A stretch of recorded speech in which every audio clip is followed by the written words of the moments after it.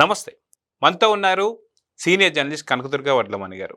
Madam నమస్తే. నమస్తే అండి. మనం చూస్తే పేర్ని నాని మితిమీరినటువంటి ఒక భాష కావచ్చు, తన స్థాయికి మించినటువంటి మాటలు కావచ్చు, అర్హత లేనటువంటి మాటలు కూడా ఎన్నో మాట్లాడుతూ వస్తున్నాడు. వాస్తవానికి మొన్న ఈ మధ్య చూసుకుంటే సీనియర్ అన్న ఎన్టీఆర్ గారి గురించి మాట్లాడడం కావచ్చు, అదేవిధంగా చూసుకుంటే ఇప్పుడు మోడీ గారిని కూడా ప్రశ్నించేంత స్థాయికి వెళ్ళాడా? వాస్తవానికి మోడీ గారు చెప్పినటువంటి ఒక కొన్ని సూచనలని దాన్ని వ్యంగ్యంగా మాట్లాడుతున్నాం. వాస్తవానికి అవన్నీ మాట్లాడే ముందు హెలికాప్టర్లో ఈరోజు జగన్మోహన్ రెడ్డి గారు కూడా ప్రయాణించారు. సో ఎందుకని జగన్మోహన్ రెడ్డి గారిని ప్రశ్నించలేకపోతున్నాడు? భయమా అంటే ఏం చెప్తారు? మొట్టమొదటి ఇదేంటంటేనండి, పిచ్చెక్కిందా పిచ్చి కుక్క కరిచిందా పేరుని నానికని అందరూ అనుకుంటున్నారు. రెండు, మొన్న రాత్రి దిగాడు జగన్. దిగాక నేను ఏమైంది పాపం 11వ తారీఖు దిగినట్టున్నాడు. 11 దిగాడు, కలిసి వచ్చిన నెంబరు. మొన్న దిగేసరికి ఏం జరిగింది? మోదీ గారు ఎవరి ఇళ్ళకి వెళ్ళారు? పాపం పవన్ కళ్యాణ్ ఇంటికి వెళ్ళారు. ఆయనతో చాలాసేపు స్పెండ్ చేశారు. అన్నా లెజ్నోవాకి అమ్మ నువ్వు పవన్ కళ్యాణ్ జాగ్రత్తగా చూసుకోవాలి, ఆయన ఆరోగ్యం చాలా ముఖ్యం అని చెప్పారు. చెప్పాక ఆవిడ కూడా అన్నా లెజ్నోవా కూడా తప్పకుండానండి నేను బాగా చూసుకుంటానని హామీ ఇచ్చారు. ఇంకొకటి ఏం జరిగింది?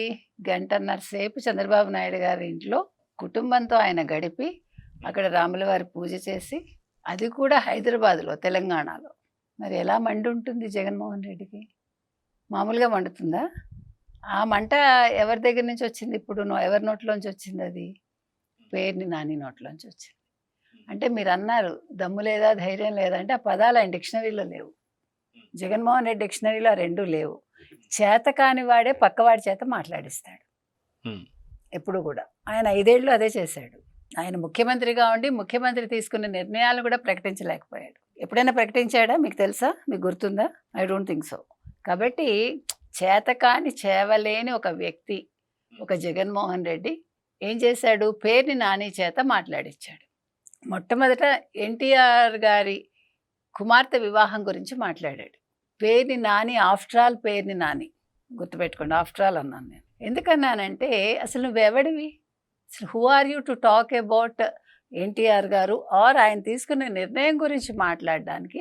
అసలు నువ్వెవరు? నీకేం అర్హత ఉంది? ఎందుకంటే ఆయన ఫస్ట్ ఎన్టీ రామారావు గారు లేరు, జీవించి లేరు వారు. 2, ఆయన కూతురు విషయంలో ఆయన ఏ నిర్ణయం తీసుకోవాలో చెప్పడానికి నువ్వెవడవు అసలు? అప్పటికి నువ్వు పుట్టావా, పుట్టలేదా, లేకపోతే బచ్చాగాడివా? అప్పటికి నువ్వు ప్రశ్నించే స్థాయికి ఎలా వచ్చావు ఈరోజు? ఎందుకంటే ఆయన కూతుర్నిట చంద్రబాబు నాయుడుకి ఇవ్వకుండా వేరే వాళ్ళకి ఇచ్చుంటే ఆంధ్రప్రదేశ్ రాష్ట్రానికి ఈ దరిద్రం పట్టి ఉండేది కాదుట. అసలు దరిద్రమే మీ జగన్మోహన్ రెడ్డి. మీ జగన్మోహన్ రెడ్డి ఈ ఆంధ్రప్రదేశ్కి ఒక జలగలాగా పెట్టాడు. మొత్తం పీల్చి పిప్పి చేసి ఆంధ్ర రాష్ట్రాన్ని 5 ఏళ్ళు వదిలిపెట్టాడు. నువ్వు అడగాల్సింది దరిద్రంలో నువ్వు పట్టుకున్నావని అడగాల జగన్మోహన్ రెడ్డిని. నువ్వు నందమూరి తారక రామారావు గారిని అడుగుతావా? నువ్వు నీకు అసలు భువనేశ్వరి గారి గురించి మాట్లాడే అర్హత ఏముంది? ఆల్రెడీ మీరు మాట్లాడారు, 11 సీట్లకు పడిపోయారు. మళ్ళా నువ్వు ఆవిడ గురించి ప్రస్తావించి మీ జగన్మోహన్ రెడ్డి పార్టీని కూడా పూర్తిగా లేకుండా చేద్దాం అనుకుంటున్నావా? సరే, చెప్పేవాడికి చెవుడైతే వినేవాడికి వివేకం ఉండాలని ఆయన మాట్లాడమని చెప్పుంటే కూడా నువ్వు మాట్లాడకూడదు. నువ్వేమనుకోవాలి? నా స్థాయి ఏంటి, నేనేంటి, నేను నందమూరి తారక రామారావు గారు తీసుకున్న నిర్ణయం గురించి నేనెవరు మాట్లాడటానికి, నేనెవరు ప్రశ్నించడానికి అని అనుకోవాలా అక్కర్లేదా? అంటే నువ్వు ఎంత పనికి మాల వాడివైతే ఈ పని చేస్తుంటావు. నీకు బుర్ర మోకాల్లో కాదు చీలమండల్లో ఉంటుంటుంది. రెండోది ఏం చేశాడు? అసలు నువ్వు నిన్నను బీజేపీని ఇట్లా ప్రశ్నించావు. నీకు అంత ధైర్యం ఎక్కడి నుంచి వచ్చింది పేరుని నాని? అంటే జగన్మోహన్ రెడ్డిని జైలుకి పంపించడానికి నువ్వు ప్రణాళికలు సిద్ధం చేసావా? లేకపోతే మీ జగన్మోహన్ రెడ్డి తెలియక, అంటే ఇంత ఆలోచించకుండా, దూరాలోచన లేకుండా దురాలోచనతో నీ చేత మాట్లాడించాడు. ఇవాళ బీజేపీని ప్రధాని మోదీ తీసుకున్న నిర్ణయాన్ని నువ్వు వ్యంగ్యంగా మాట్లాడుతున్నావంటే నీకు ఎంత ఒళ్ళు కొవ్వెక్కుండాలి? అంటే మోడీ గారిని కూడా రైల్లో రమ్మనేంత దాకా మాట్లాడుతున్నాడంటే అదే నేను ఇక్కడ ఏం ప్రశ్నిస్తున్నానంటే, ఏమన్నాడు? ఆయన చెప్పింది బాగుంది, బంగారం కొనొద్దన్నాడు, పెట్రోలు డీజిల్ లాంటివి తక్కువ వాడండి, మీరు ఇంట్లోంచి వర్క్ చేసుకోండి, లేకపోతే ఎంఎంటీఎస్లో రండి, లేకపోతే మెట్రో రైల్లో రండి, బస్సులు ఎక్కండి అన్నాడు. అంతా బాగానే ఉంది. ఆయన కూడా ఢిల్లీ నుంచి రైల్లో ప్రయాణించవచ్చు కదా అన్నాడు. అందుకే ఇందాక బుర్ర ఎక్కడుందన్నాను, చీలమండల్లో ఉందన్నా. జగన్మోహన్ రెడ్డి ఒక అల్ప ప్రాణికి 926 మంది ప్రైవేట్ సైన్యం, ప్రైవేట్ సెక్యూరిటీ, అది కాకుండా అధికారులు, అది కాకుండా ఓ పెద్ద ముళ్ళ కంచె. ఇవన్నీ ఎందుకు నాయనా? ఇవన్నీ ఎందుకు? ఇప్పుడు కూడా ఎంత కాన్వాయి, ఎంత సెక్యూరిటీ, గట్టిగా మాట్లాడలేడు, గట్టిగా బయటకు వచ్చి ఎవరిని కలవలేడు. ఇప్పుడు అసలు ఆ విదేశీ ప్రయాణం వద్దన్నాడు ఆయన. ఈయన లండన్ వెళ్ళొచ్చాడు కదా. అవును. మీరు పోయి మోదీని ప్రశ్నించే స్థాయా మీది? ఆయన ఎంత సింప్లిసిటీ, ఎంత సింపుల్ లివింగ్ అయింది. ఒక్కసారి ఆయన ఇల్లు వెళ్ళి చూడు గుజరాత్లో. ఆయన తల్లి గారు పోతే, మరణిస్తే ఎంత సింపుల్గా కర్మకాండాలు చేసి ఎవరిని రానివ్వకుండా. నీకు అసలు గుజరాతీ వాళ్ళ గురించి ఏం తెలుసు పేర్ని నాని? అసలు వాళ్ళ లైఫ్ స్టైల్ నీకు తెలుసా? అసలు హౌ సింపుల్ అండ్ వాళ్ళు అసలు ఎంత పొదుపుగా, ఎంత సింపుల్గా బతుకుతారో తెలుసా? ఇప్పుడు మోదీ గారు వాడుతున్న వాటిల్లో ఆయన లగ్జూరియస్ అంటే ఆయన వేసుకునే బట్టలు అంతే. ఆయన ఆహారం కూడా చాలా సింపుల్ మితాహారం, మితంగా తింటారు, చాలా మామూలు సాధారణ ఆహారాన్ని స్వీకరిస్తారు. ఆయన పని చేసినట్టు నువ్వు కూడా పని చేయలేవు. అంటే ఆయన చేసిన దాంట్లో 4వ వంతు కూడా చేయలేవు. మీరు పోయి మోదీని ప్రశ్నిస్తున్నారు. నువ్వు ఎవరిని ప్రశ్నించాలి? నీ జగన్మోహన్ రెడ్డిని ప్రశ్నించాలి. అన్నా, అసలు ఇంత డబ్బు ఎలా వచ్చింది? ఇంత విలాసంగా ఎందుకు బతుకుతున్నావు? అసలు ఇన్ని కార్లు ఎందుకు నీకు? నువ్వు ఎందుకు స్పెషల్ ఫ్లైట్స్లో వెళ్తావు? ఇన్ని ప్యాలెస్లు అవసరమా? 2 కిలోమీటర్లకి మన హెలికాప్టర్లో వెళ్ళాలా?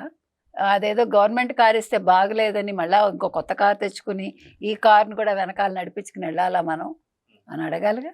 అంటే అదిగాక ఈరోజు పెళ్లికి వెళ్ళినటువంటి సందర్భంలో కూడా హెలికాప్టర్లోనే వెళ్ళినటువంటి సందర్భం చూసాం. అంటే 6 కిలోమీటర్లకు కూడా హెలికాప్టర్ వేసుకుని అంటే మోదీని ప్రశ్నించడం, నువ్వేంటి చెప్పేది, నేనేంటి వినేది, నేను ఇలాగే ఉంటాను అని అనడం.